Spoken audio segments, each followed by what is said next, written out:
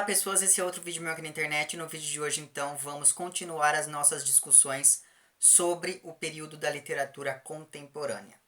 O que nós fizemos até agora dentro desse mini projeto, digamos, foi tentar delimitar o que é o conceito de contemporâneo, e para isso eu utilizei lá o Agamben e o Nietzsche.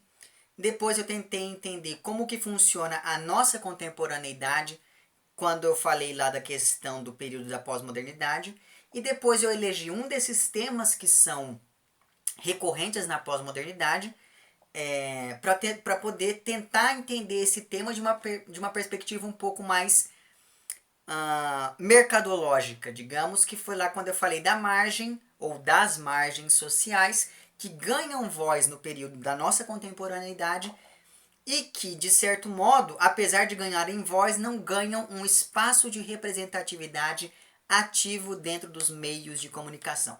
Tudo isso eu falei em 3 vídeos que vão estar linkados lá embaixo. E para poder exemplificar esse último tópico, que foi a questão da margem, eu falei lá da Conceição Evaristo e falei do Rubens Figueiredo, que também já fiz vídeo aqui no canal. O link para esses 2 vídeos vai estar lá embaixo também.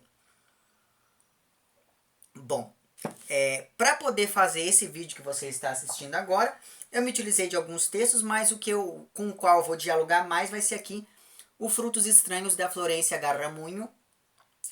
Quem aí me conhece, quem aí conversa bastante comigo, sabe que eu indico bastante este livro por 3 razões. Primeira razão, porque eu acho que ele é um livro assim seminal para quem quer entender um pouquinho da estética contemporânea, não só na literatura, mas na arte de uma maneira geral. Segundo motivo, porque eu acho que esse daqui ele é um livro extremamente acessível, tanto pela sua linguagem quanto pela sua divulgação. É um livro que ele foi lançado em 2014 aqui no Brasil, se não me engano, algo do tipo. Ele é distribuído pela Rocco, então assim, ele é muito fácil de ser encontrado, ele é muito fácil de ser lido. E o terceiro motivo é que a Florência que ela articula uma série de discussões muito interessantes de maneira sucinta. Então, ela dá espaço para que a gente possa aprofundar um pouquinho mais essas discussões. Ela dá uma lista aqui de referências que você pode ir correndo atrás caso te interesse, enfim. Então, acho que esse daqui ele é um livro que ele abre a discussão, mas ele não, apesar dele deixar essa discussão em aberto, ele não faz isso de modo a ficar faltando algo a ser dito aqui por ela, porque ela diz exatamente aquilo que ela se propõe. Bom, então o que a Florência vai fazer aqui nesse livro é basicamente tentar entender o que é que define a nossa produção artística e literária contemporânea. Porque se você for pegar os outros vídeos dessa minha série de vídeos da história da literatura brasileira, você vai perceber que o barroco tinha algumas especificidades, o arcadismo tinha outras especificidades, o romantismo tinha outras especificidades. Todos os períodos literários tem algo ali que faz com que você olhe para um texto e fale, isso daqui deve pertencer ao período barroco, isso daqui deve pertencer ao período romântico, isso daqui deve... Então, e isso acontece não só com textos, mas também com quadros, enfim, com músicas. Você consegue distinguir, se você entende um pouquinho, você consegue distinguir um período literário, um período artístico do outro. Muito bem, isso porque essas várias especificidades são algo que, de certo modo, fazem parte do conjunto romantismo. Existe uma série de coisas que acaba caracterizando uma obra como pertencente ou não ao romantismo, ao barroco, ao arcadismo, ao realismo e por aí vai. Quando você pensa nas produções contemporâneas, lá dos anos 70 para cá, segundo a Garramunho, essa especificidade acaba se perdendo. Esses autores, esses produtores artísticos, eles vão acabar, de certo modo, trabalhando com aquilo que ela vai chamar aqui de inespecífico. Então, a fronteira que separava a literatura das artes plásticas, ela vai se rompendo. Quando você pensa, a fronteira que dividia as artes plásticas das artes cênicas vai se rompendo, essas fronteiras entre esses campos artísticos vão se tornando porosas.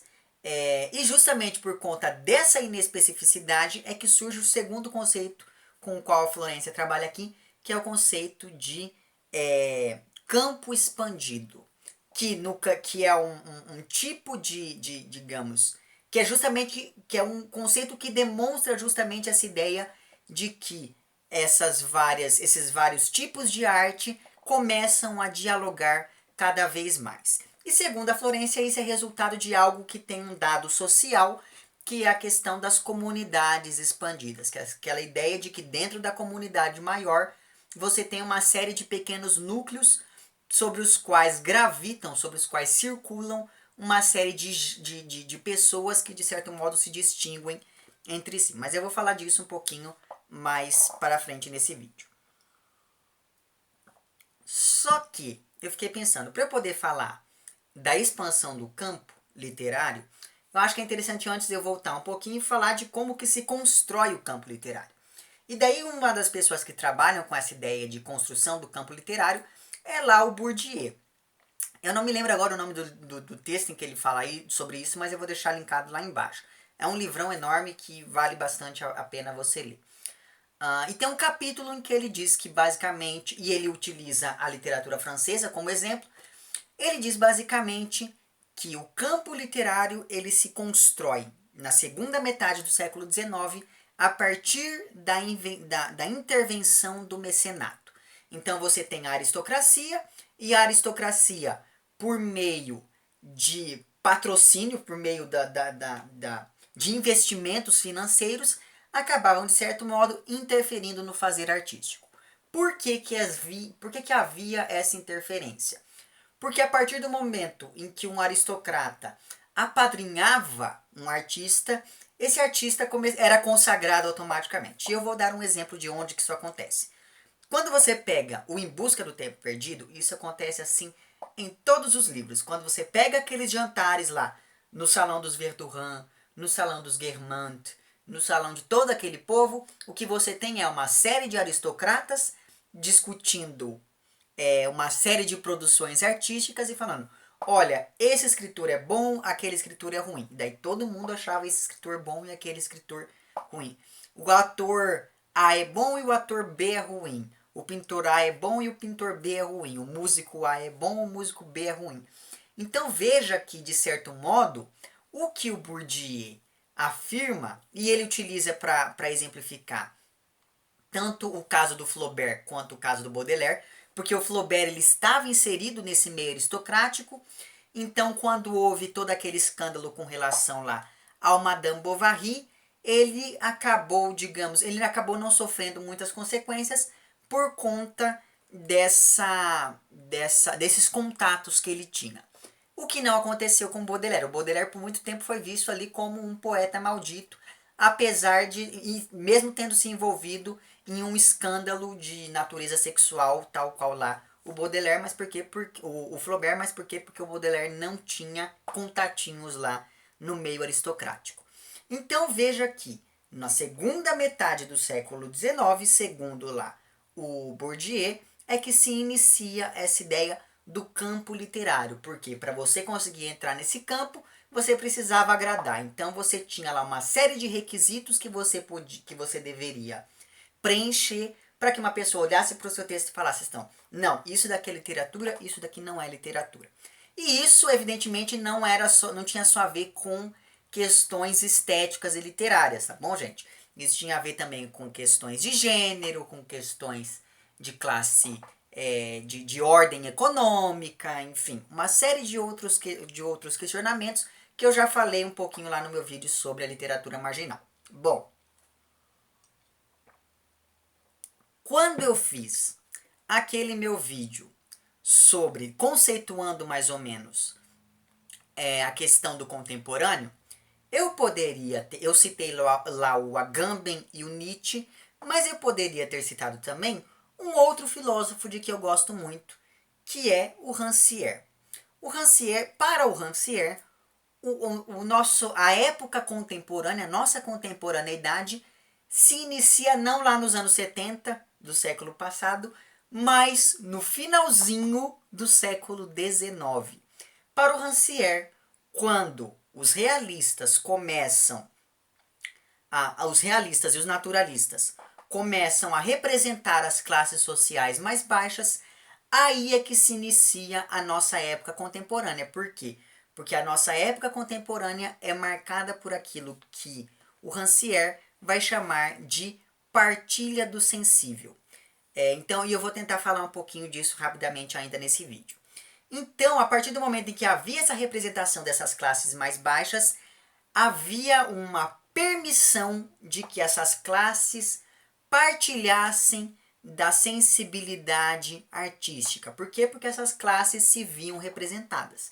Então, por mais que o livro ainda fosse uma coisa muito cara, uma pessoa de uma classe mais pobre já se interessava, porque falava assim, não, aquele livro ali não fala sobre coisas das quais eu nunca ouvi falar.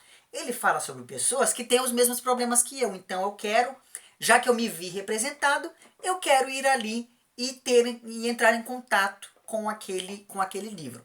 Então perceba que isso é uma discussão que começa lá no realismo, mas que continua até hoje. Essa é uma das maiores questões que a gente vê hoje em dia. A representatividade de negros, a representatividade de pobres, a representatividade de pessoas gays, lésbicas, trans e travestis e por aí vai.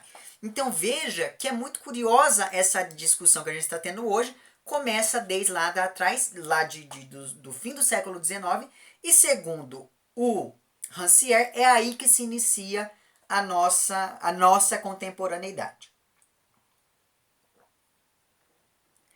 Pois bem, o que acontece é o seguinte, depois que você tem lá o século XIX, o fim do século XIX, que é marcado sobretudo pelo realismo e pelo naturalismo, quando você tem a virada do século e o advento da modernidade literária, do modernismo e aquela coisa toda, essa ideia de que você deveria representar, fazer uma representação que fosse acessível a todos, começou de certo modo a interferir na própria forma das artes, na própria maneira com que os artistas se propunham a criar objetos artísticos, fossem eles objetos pictóricos, objetos literários, objetos fotográficos e por aí vai.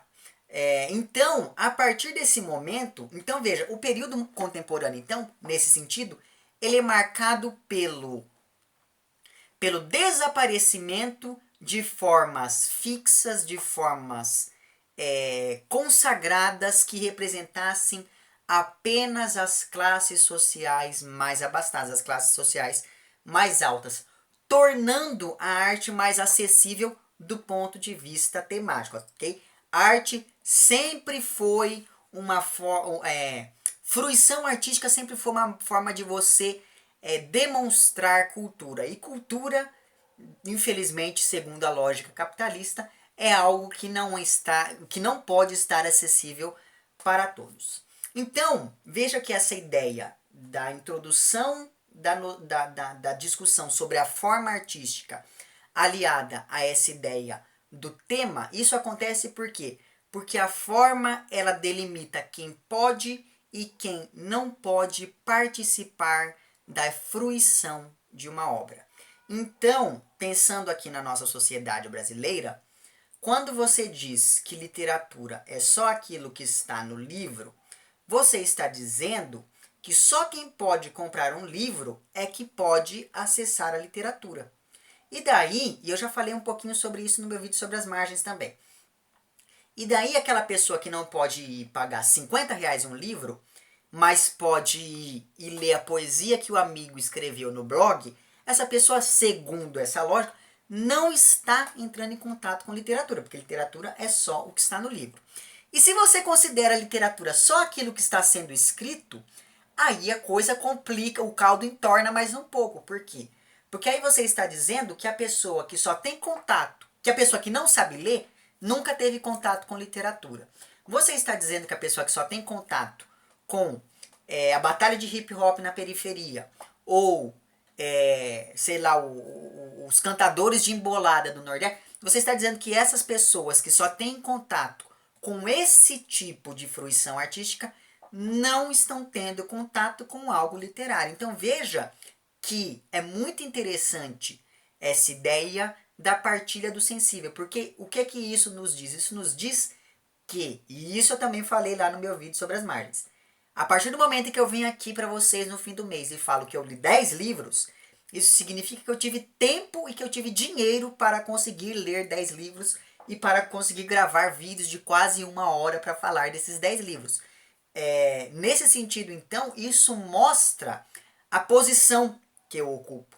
E é por isso que incomoda tanto as pessoas falar que música pode ser considerado um objeto literário. Portanto, essa ideia que começa lá com uma inovação temática e depois acaba interferindo na forma, não é só uma brincadeira, não é só um jogo de palavras, não é só um jogo de imagens, mas sim um assunto que envolve, de certo modo, toda uma questão política para o campo, acaba levando ao campo artístico toda uma discussão política. Por quê? Porque a partir desse momento a arte ela deve ser compartilhada de modo a emancipar o espectador do quadro, do livro, de seja lá o que for. Então, quando você pensa que antes lá dos românticos, para você poder entender um texto, na maioria dos casos você devia saber quem era Afrodite, aí você deveria saber toda uma conceituação sobre a mitologia grega e um diálogo com a tradição, etc. E a partir desse momento, isso se perdeu um pouco com os românticos, mas se perdeu ainda mais com os realistas. A partir do momento em que isso vai acontecendo, as pessoas elas não precisam mais ter um conhecimento indispensável para fruir a arte. A pessoa se torna mais emancipada, porque ela pode, no cantinho dela, abrir um livro e começar a ler. E essa discussão toda, de certo modo, acaba esbarrando na questão, na grande questão da modernidade, que é lá a ideia da autonomia da arte que vem depois lá com as vanguardas e tal. Por quê? Porque no finalzinho do século XIX, além de tudo isso, teve um grande boom científico. E com esse boom científico, novas tecnologias vieram. E dentre essas novas tecnologias, uma delas era lá a tal da fotografia. Então você tinha duas opções. Ou você ia no fotógrafo e em 15 minutos você tinha um retrato seu, ou você tinha que fazer 15 sessões de 1 hora cada uma para você poder ser pintada por um pintor que ia lá, ou o pintor ia lá e fazia a paisagem e demorava semanas para fazer aquilo. Então, nesse sentido, as coisas se tornaram muito mais imediatas. Só que isso, que poderia ser visto como uma coisa negativa, acabou dando um certo tom de autonomia para o campo artístico. Por quê? Porque a arte não precisava mais representar o real. Já que eu tenho a fotografia para registrar uma paisagem, eu posso pintar aquilo que eu quiser com o meu tempo. E daí você tem uma série de escolas literárias. Você tem um primeiro movimento disso aparece lá no impressionismo, depois no expressionismo, no cubismo, no surrealismo, no dadaísmo. Tudo isso, de certo modo, foi criticando o estatuto, sobretudo lá com o dadaísmo, foi de certo modo dando um tom mais autônomo para a arte. Agora a arte não precisa mais falar do real. Eu posso falar sobre a minha imaginação, posso falar sobre o sonho. Eu não preciso retratar uma pessoa tal qual ela é. Eu posso fazer um monte de quadrados. Enfim. Eu estou simplificando bem as coisas aqui, ok? Ok. Então, nesse sentido, todas essas discussões acabam desaguando e acabam aprofundando toda aquela ideia de partilhar a sensibilidade artística. Porque a pessoa ela não precisava mais saber o que era o conceito de belo na Idade Média para poder falar que um quadro era bonito ou que um quadro era feio. E mais do que isso, quando você pensa lá no dadaísmo, sobretudo, quando Duchamp vai lá e coloca a fonte no museu e fala isso daqui é a minha obra, quando ele manda a fonte para o museu e fala isso daqui é a minha obra de arte, ele está falando basicamente, olha, o que diz que uma coisa é arte e a outra não é? Por que quando quando é a Mona Lisa que está no Louvre é arte, mas quando é a Mona Lisa que eu compro na quitanda ali na loja de souvenirs do Louvre, não é arte? O que é que faz que uma coisa seja e a outra coisa não seja? Essa discussão toda, de certo modo, acaba recuperando um pouco daqueles traços que foram identificados pelo Rancière como constitutivos da nossa contemporaneidade. Então, as discussões sobre os limites e os deslimites da arte vão, nesse sentido, se tornando cada vez mais complexas. Não basta você dizer que a arte é algo transcendental. Não, porque o cara foi lá, pegou um mictório e colocou no museu e falou, isso é arte, porque isso está no museu, porque aparentemente é isso, é essa a lógica que impera. Então o que essas vanguardas faziam era desestabilizar o conceito, desarticular o conceito de arte por meio de uma série de experimentalismos. E uma das maiores mudanças com relação àquilo que se fazia antes é que a arte agora não precisava mais ter representações realistas. Como eu disse para você não precisava mais pintar uma pessoa tal qual ela fosse. Você poderia pintar uma pessoa tal qual ela parecia ser para você. E daí vem lá o impressionismo, o cubismo, o surrealismo e todas essas vanguardas artísticas sobre as quais nós ainda vamos falar. Embora nesse meu canal aqui já tenha um vídeo em que eu falei um pouquinho sobre o surrealismo, um pouco antes de eu fazer um vídeo sobre o Nadia Breton. Então vou deixar o link para este vídeo lá embaixo, porque lá tem algumas outras coisas que eu falo e que de certo modo complementam isso que eu acabei de dizer aqui. Pois bem, por conta então daquela autonomia da arte, o campo artístico foi, de certo modo, se expandindo, porque ficou cada vez mais difícil definir o que é arte. Você não podia simplesmente falar, arte é um quadro. E daí vinha o cara e colocava um mictório, aí vinha o cara e colocava uma cadeira, aí vinha o cara e colocava uma gaveta lá e falava, não, mas isso é arte também. Então definir o que é arte, definir quais eram as características de um objeto para que ele fosse considerado uma obra de arte, foi se tornando cada vez mais difícil. Então o campo artístico foi se expandindo cada vez mais. E eu estou aqui me referindo apenas às artes plásticas, mas isso vale também para os outros tipos de arte. Porque a partir desse momento você pega lá em 1927, a Virginia Woolf publica, em outubro ela publica o Orlando, né, que é um texto que se propõe a ser uma biografia de um sujeito, e lá pelas tantas, e é um texto que se constrói como uma biografia, e lá pelas tantas ela começa a introduzir fotografias desse sujeito em vários momentos da vida dele. Mesmo em 1927 você tem o Nadia Breton, em que ele coloca um monte de fotos. Aí depois o Breton lança também o Amor Louco, depois ele lança o Arcano 17. Todos esses textos que vão começando a introduzir cada vez mais coisas que antes não eram próprias do campo artístico. E essas coisas que não eram próprias do campo artístico, fotografias, ilustrações, etc., elas não estavam ali única e simplesmente para que você olhasse e passasse a página. Era para que você olhasse e interpretasse aquilo como uma parte do texto literário. Quando o Breton vai lá, escreve sobre o Nadia e não coloca nenhuma foto da Nadia, ele coloca a foto até do chão de Paris, do bueiro, e não coloca uma foto sobre a personagem principal, desconfie. Você tem que parar quando você percebe isso, você tem que parar e olhar tudo de novo e falar assim, não, mas por que ele está falando disso e está mostrando essa fotografia? O que tem nessa fotografia para que ele estivesse me mostrando essa e não aquela? Por que ele me mostrou desse ângulo e não daquele? Então, a partir desse momento em que esses autores começaram a incorporar novos objetos artísticos para os seus campos, definidos até então, para o campo literário, como é o nosso caso aqui, as discussões sobre os limites da literatura, sobre os limites da arte, sobre os limites da pintura, sobre os limites da escultura, sobre os limites do teatro, sobre os limites da música, sobre os limites da dança, tudo isso acabou se complexificando a tal modo que esses campos artísticos foram se expandindo. Então não dava mais para você falar assim, texto literário é só aquilo que... literatura é só aquilo que está sendo escrito. Não, mas aí vem o cara e coloca lá uma fotografia e fala, então isso não é literatura. Então o Nadiá não é literatura. Então o Orlando da Virginia Woolf é engraçado, né? As pessoas vão lá e falam assim, ah não, porque literatura é texto.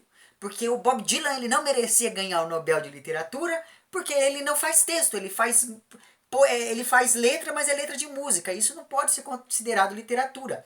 Ah, mas aí quando a Virginia Woolf vai e coloca a fotografia no Orlando, então é literatura porque foi a Virginia Woolf. Se fosse o Bob Dylan que tivesse feito um livro assim, não seria porque é o... Então, perceba como a coisa vai se complexificando cada vez mais.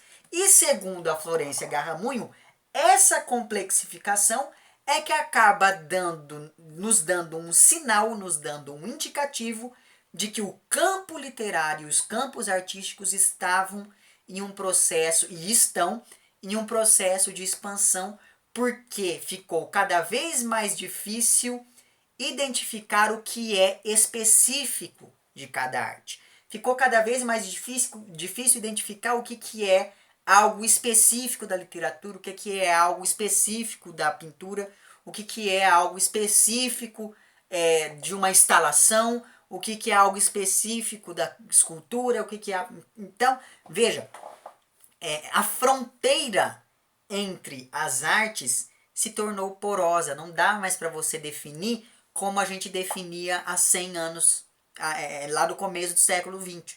Então veja, a grande questão da arte, da estética contemporânea, segundo a Garramunho, vem justamente dessa ideia do campo expandido que acaba esbarrando na ideia da inespecificidade da arte. O que a gente pode observar nesse sentido, a partir deste momento, segundo aqui a Garramunho, é que houve uma implosão dos discursos e dos suportes artísticos tradicionais e estanques. Então, você usar o livro para falar de literatura, não basta mais hoje em dia você falar que literatura é só livro. Não basta mais hoje em dia você falar que arte é só o que está no quadro. Não basta mais você falar hoje em dia que escultura é só o que é feito em gesso. Porque existem outros materiais, existem outros suportes, existem outros discursos e existem outros públicos. Isso é muito importante para ligar aqui essa conceituação da Garramunho àquela conceituação feita pelo Rancière da partilha do sensível. Porque se você diz que literatura é só o que está em livro, você exclui uma série de outras coisas que poderiam se encaixar na categoria que poderiam estar ali no livro, mas que por uma razão ou por outra acabam não estando. Aí você exclui um monte de gente muito boa, você exclui Conceição Evaristo dos primeiros anos da carreira, você exclui um monte de gente que está aí nos campos menos privilegiados, nas parcelas menos privilegiadas da sociedade, que não conseguem ser publicadas, que não conseguem ser divulgadas nos grandes meios, e a partir desse momento você diz, ah não, então isso daqui é literatura, porque eu tenho acesso a isso, e quem não tem acesso a isso é burro, não tem cultura, e o Brasil não lê, o brasileiro não lê, isso é uma coisa horrível, ninguém lê, ninguém lê, ninguém lê, e daí aquilo que as pessoas leem, você aponta o dedo na cara delas e fala assim, ah, mas você não está lendo literatura, porque ler literatura é ler o Machado de Assis, porque ler literatura é ler a Clarice Lispector, porque ler literatura é ler o Grande Sertão Veredas. Ah, você leu Harry Potter, mas Harry Potter não é literatura. Por quê? Porque a J.K. Rowling está viva. Você não sabe que para você ler... Eu não sei se você já sabe disso, mas escritor bom é aquele que já morreu. Enquanto o cara tá vivo, ele não é bom. Ele só é bom de verdade. A obra dele só alcança a transcendência quando ele morre. É muito curioso a mentalidade que as pessoas têm com relação ao que é a literatura, ao que é a arte, sem perceber o quão elitista é esse tipo de discurso, ok? Então a literatura contemporânea, ela vai se construir nessa fronteira com outras artes, porque a literatura contemporânea, ela vai apostar nessa relação com outros meios, com outros suportes, com outras mídias e por aí vai. Aí você tem a ideia de que não é porque o poema está no blog, que ele vai deixar de ser literário e daí se você magicamente coloca ele num livro, então ele virou literatura da noite pro dia. Não, a coisa não é mais assim. Por quê? Porque se a pessoa pode publicar só no blog, por que, que aquilo ali vai valer menos do que o que está escrito lá no livro, caso ela publique o livro amanhã? É muito emancipadora essa ideia proposta pela Garramunho, e foi justamente por conta desse viés emancipatório dessa proposta dela que eu me lembrei lá do Rancière. E é daí que surge esse conceito de arte inespecífica, que é aquela arte que vai, de certo modo, se afastar dos limites tradicionais de sua linguagem. Então, literatura não é só mais uma coisa, não é, é muito mais fácil, é muito mais simples você falar que literatura é o que está ali no livro, quando isso não está mais acontecendo. É muito mais fácil você dizer que romance é só aquilo que tem uma determinada estrutura, quando não é mais isso que está acontecendo. E a Garramunho vai identificar aqui na nossa literatura um exemplo que me agrada muito, que é a Clarice Lispector. Quando a Clarice vai lá e escreve o Água Viva, e lá pelas tantas ela diz, gênero não me pega mais, e você aí que já leu Água Viva vai entender o que eu estou dizendo aqui, que você pega aquele livro, você não sabe se aquilo é um romance, você não sabe se aquilo é uma novela, você não sabe se aquilo é um ensaio, você não sabe se aquilo é um conto muito grande, você não sabe definir bem, você não sabe se aquilo é uma poesia em verso, em prosa, você não sabe você não consegue encaixar aquilo em nenhuma dessas caixinhas convencionais que a gente já tinha. A mesma coisa funciona, por exemplo, para Hilda Hilst. Por mais que a gente diga, ah não, o fluxo floema é um conjunto de textos. Aquilo não são contos, mas aquilo também não são novelas, aquilo não são romances, aquilo, enfim. Caso você já tenha entrado em contato com algumas dessas obras, você começa a perceber que essa ideia do inespecífico, apesar dela ser um pouco difícil de entender na teoria, ela aparece com muita frequência na prática. E ela aparece em escritores e em escritoras que hoje em dia estão consagrados. A Clarice, que é o maior nome do nosso cânone literário quando a gente pensa na literatura escrita por mulheres aqui em território brasileiro. Ela, a Lígia Fagundes Telles, a Hilda Hilst e esse povinho todo aí. Mas enfim, então a literatura ela passa, nesse sentido, a dialogar com a fotografia, com a gravura, ou ainda, de certo modo, com outras áreas, como por exemplo os quadrinhos. Aí você lembra lá do Grifo de Abdera do Mutarelli, que é um livro em que ele introduz uma história em quadrinho de um dos personagens ali do meio. Você vai fazer o quê? Você vai pular a história em quadrinho e vai ler só o romance porque o quadrinho não interessa? Não, porque o quadrinho está ali no livro por algum motivo. Ele deve ser interpretado. Você lê aquilo, você começa a entender melhor porque que o personagem era maluco daquele jeito. Então veja que tudo isso, essa confluência das artes, essa junção desses campos artísticos, não é feita de modo meramente estético. Essas artes elas acabam influenciando a maneira com que você olha. Você tem uma fotografia no texto, não é para você pular aquela página aí. Quando você pega lá o Eles Eram Muitos Cavalos, do Luiz Rufato, e tem a última página lá, que é uma página preta, você não deve olhar e falar assim, ah, ok, é uma página preta, fechar o livro e acabou. Não, tudo tem. Por que essa página é preta? É bom a gente se perguntar essas coisas de vez em quando.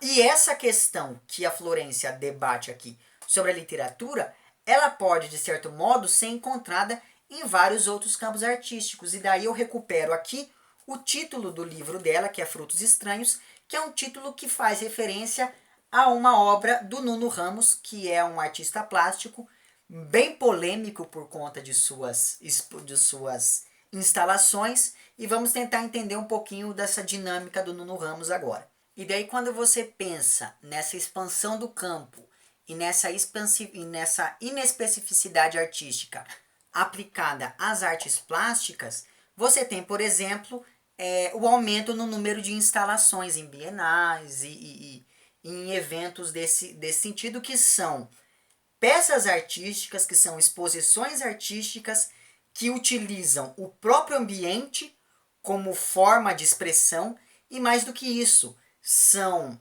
peças artísticas que permitem e às vezes até esperam a intervenção do espectador. Eu me lembro que quando eu estava na oitava série, acho que era na oitava série, a minha professora de educação artística me levou a nossa turma em um museu para ver uma exposição de uma pessoa. Eu procurei desesperadamente o nome daquele artista, mas eu não encontrei. Mas eu lembro que a exposição ela tinha várias rodas de madeira e várias cordas. Então você podia você puxando as rodas elas giravam e iam formando desenhos, iam formando coisas. Então era um tipo específico de peça artística que dependia que você fosse lá e puxasse para ela fazer sentido. E daí o que acontece? Acontece que no dia da visitação da escola ao museu, as pessoas do museu colocaram uma faixa isolando aquelas obras. Então eu lembro que a gente chegou no museu e foi muito frustrante, porque a gente chegou, olhou para aquele negócio e não entendia nada. Por quê? Porque ele só fazia sentido se você interagisse.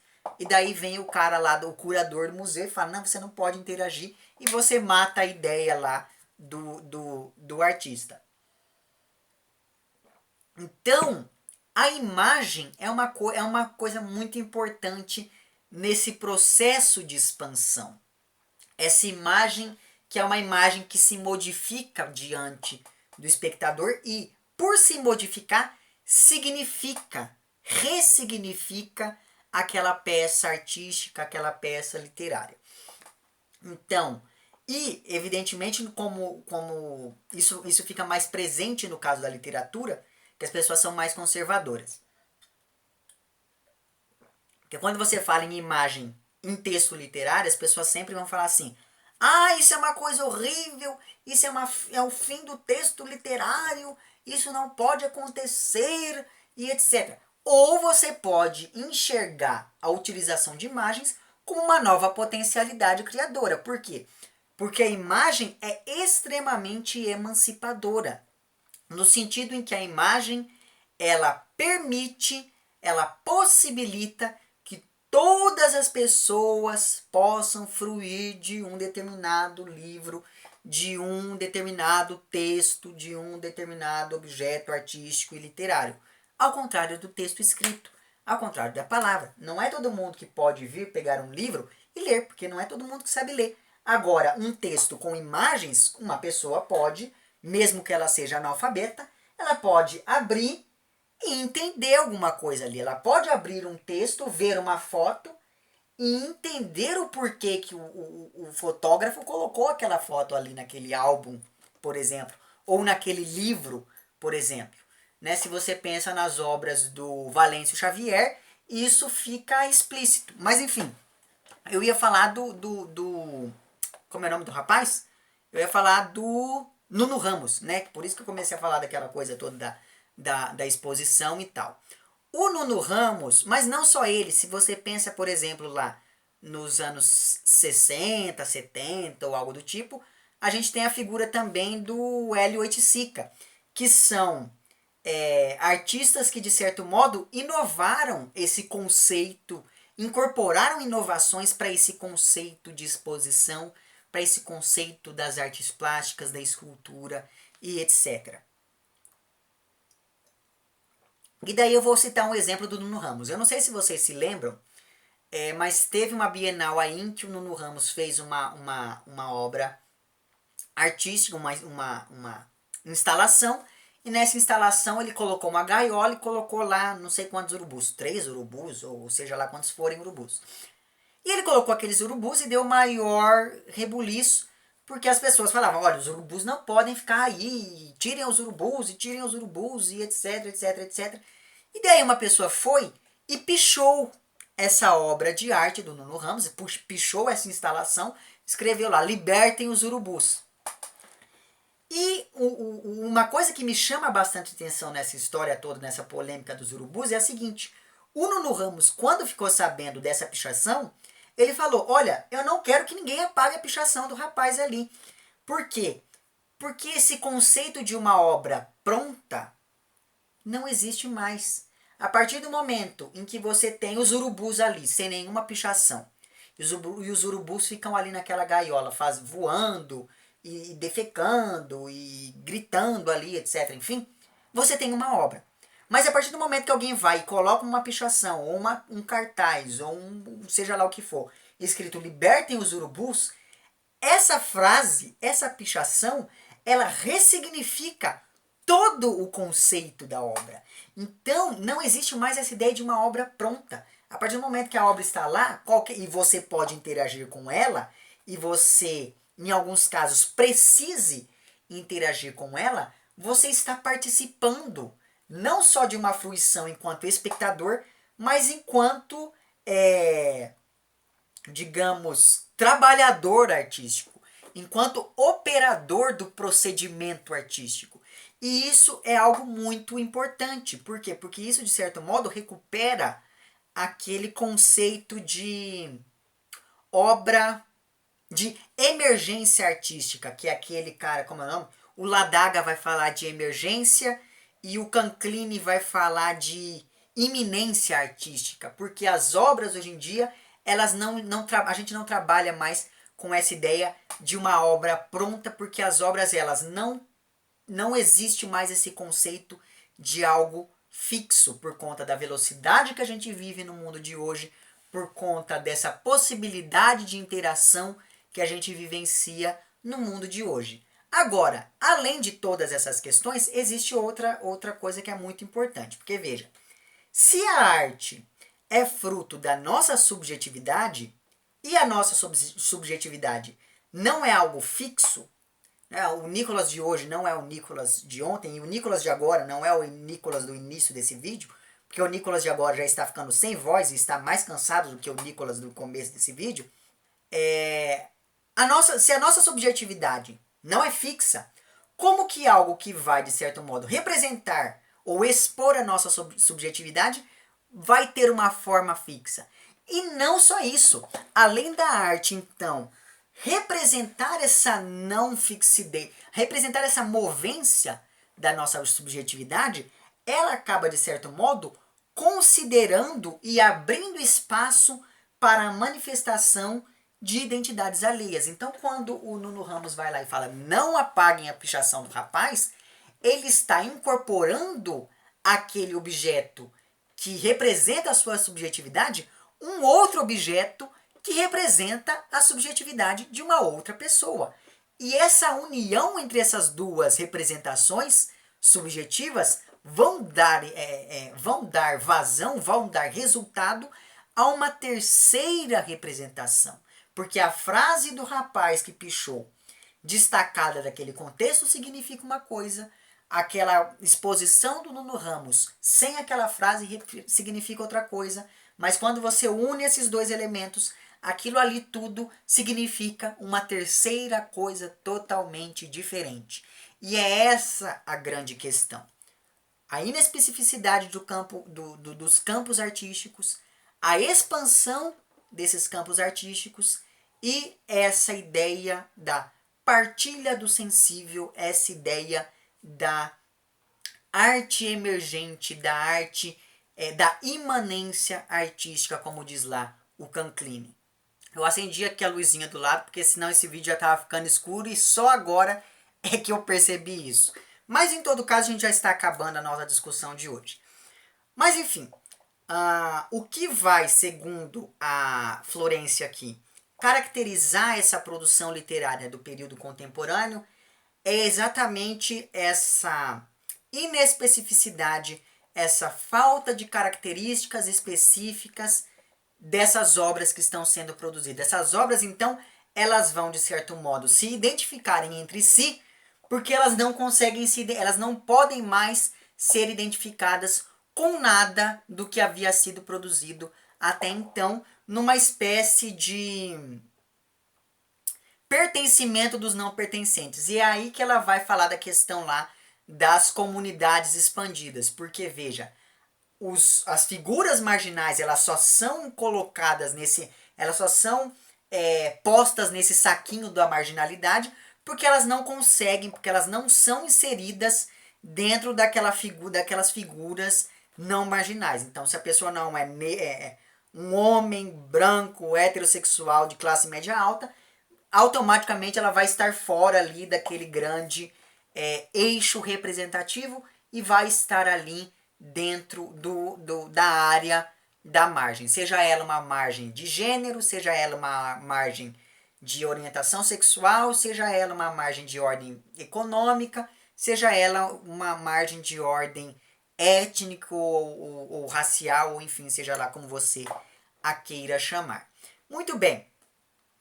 E outra coisa, então veja, vamos só recapitular o que nós fizemos, o que nós falamos aqui nesse vídeo todo, para que a gente possa já, enfim, dar um acabamento a ele. Até agora o que eu tentei fazer foi definir o modo como se iniciou a ideia de um campo literário, depois, através do mecenato, depois, como que por meio lá da representação feita pelos realistas e pelos naturalistas, isso foi se quebrando. Depois essa quebra, essa ruptura se radicalizou com as vanguardas que começaram a complexificar a ideia do que é a arte, o que acabou, de certo modo, expandindo os campos artísticos e tornando essas obras artísticas inespecíficas. Então não há mais nada que as caracterize em si. Só que aí tem uma outra pesquisadora agora, de cujo nome eu não vou me lembrar. Eu não lembro. Mas ela tem um artigo muito interessante chamado Arte Pós-Autônoma, ou algo do tipo. E nesse texto que fala dessa arte pós-autônoma, ela vai falar que essa época da autonomia da arte já ficou para trás, que a arte que é produzida na contemporaneidade dos anos 70 para cá, ela é uma arte que já superou essa ideia de uma arte autônoma, pensando na arte autônoma como aquela que pode se distanciar do real. Por quê? Porque uma arte que se distancia do real pressupõe uma reflexão maior. Quando você pega um poema surrealista, não é tão fácil de ler um poema surrealista quanto é fácil você ler lá um poema parnasiano. Por quê? Porque o poema parnasiano ele se fixa no real de tal modo, ainda que ele tenha metáforas, são metáforas mais claras, são metáforas mais inteligíveis do que aquelas metáforas utilizadas pelos dadaístas e pelos surrealistas. Por quê? Porque os surrealistas e os dadaístas trabalham com objetos literários de outra ordem, trabalham com ideias que não existem fisicamente na nossa realidade. E é justamente por isso que elas demandam, esses poemas surrealistas, para continuar nesse exemplo, eles vão demandar um tempo maior de reflexão. Só que a nossa contemporaneidade é marcada por basicamente duas coisas que eu citei lá naquele meu primeiro vídeo sobre o contemporâneo. A velocidade e o consumo. Como que você vai parar o que você está fazendo para poder ler se você tem que trabalhar, se você tem que pegar o ônibus, se você tem que fazer 1000 coisas no seu dia para você poder descansar lá quando você chegar em casa. Então veja que quando você pensa nessa ideia da expansão do campo artístico, quando você pensa nessa ideia da pulverização das fronteiras entre esses campos artísticos, quando você pensa nessa ideia da velocidade e quando você pensa nessa ideia da indústria do consumo, você tem um tipo de arte que, de certo modo, vai se ligar novamente ao real. No caso lá da literatura, é isso que vai ser, de certo modo, que vai acabar, de certo modo, gerando aquela ideia do hipermimetismo. Por quê? Porque o autor ele tem que convencer o leitor daquela realidade o mais rápido possível. Então o que ele faz? Ele joga aquilo tentando esconder essa mediação. Eu falei sobre o hipermimetismo no meu vídeo lá sobre a literatura marginal. Então vocês já perceberam que esses vídeos eles têm uma sequência, eles têm uma ordem. Então eu sugiro que você assista os vídeos anteriores a esse. Essa ideia toda do hiperrealismo e do hipermimetismo proposta lá pelo Bose para caracterizar a nossa literatura de hoje em dia, ela vem justamente desse sentido, dessa velocidade e dessa indústria do consumo que exige uma dinâmica muito mais rápida, tanto no contexto social, mas também principalmente nos contextos culturais. E é daí que vem essa ideia da arte pós-autônoma, porque a arte ela não pode mais olhar apenas para, ela pode olhar apenas para si, mas ela também tem, em um certo ponto, que olhar para o real. E daí você tem aquela série de textos que se propõem a fazer uma denúncia, você tem aquela série de textos que se propõem a fazer essa denúncia de uma maneira mais realista, entre muitas aspas, e aí você tem o sucesso do Cidade de Deus, com aquelas descrições fortíssimas e etc, etc. Nesse sentido, então, essa arte pós-autônoma, ela vai inaugurar ela é o sinal da inauguração de uma nova fase para a arte contemporânea, porque tem isso também. A arte contemporânea, ela não é um período único, ela vai se subdividindo e ela vai se modificando à medida em que novas coisas vão acontecendo ali naquele meio tempo. Caracterizando-se então como uma arte que, de certo modo, se aproveita cada vez mais do dado real no seu processo de construção. Seja por meio das descrições, no caso da literatura, seja por meio da introdução de elementos cada vez mais cotidianos em instalações, por exemplo, as instalações lá do Nuno Ramos, que o cara pega um urubu e coloca lá no museu. Enfim, e é justamente isso então que, segundo a Garramunho e segundo essa outra pesquisadora, de cujo nome eu me esqueci, mas eu vou deixar um link para o texto dela lá embaixo, é isso que de certo modo vai caracterizar a nossa literatura contemporânea. Você tem então essa ideia do campo expandido, você tem essa ideia da arte inespecífica e você tem essa ideia da arte pós-autônoma, que é fruto da velocidade e da indústria do consumo, da sociedade do consumo na qual nós estamos inseridos. Então, o que nós vamos fazer nos próximos vídeos que vão sair ainda essa semana? A gente vai tentar enxergar tudo isso que eu falei aqui nesse vídeo em 3 obras literárias. Eu vou tentar mostrar essa ideia de inespecificidade, de campo em expansão e da arte pós-autônoma no Entre Rinhas de Cachorro e Porcos Abatidos, da Ana Paula Maia, no Remembranças da Menina de Rua Morta Nua, do Falêncio Xavier, que já tem vídeo no canal, mas eu vou fazer um vídeo só para esse romance em específico. E eu vou falar um pouquinho disso também pensando lá no A Caixa de Areia, que é um quadrinho do Lourenço Mutarelli. Certo?